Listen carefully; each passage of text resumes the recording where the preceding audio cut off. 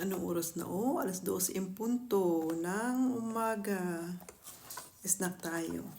Ito lang talaga yung time ko na mag-video-video ngayon kasi nabibisi ako sa ibang ibayo. Ito ay Milo. Hindi ko na siya sobrang ininit na masyado kasi palalamigin ko rin naman kapag ininom ko siya. Kaya katamtaman lang yung init. Sarap. Ating snack.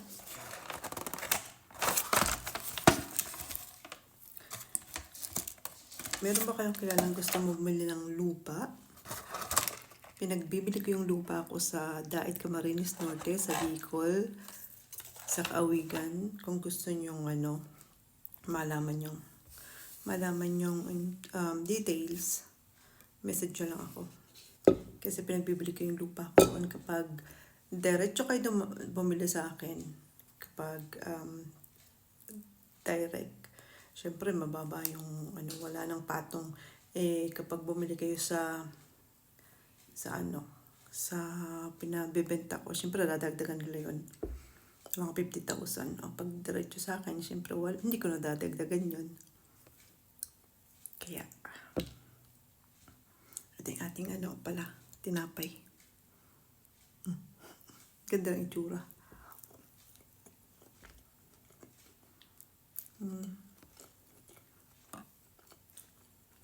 Hindi pa talaga ako naantok kapag ganitong oras.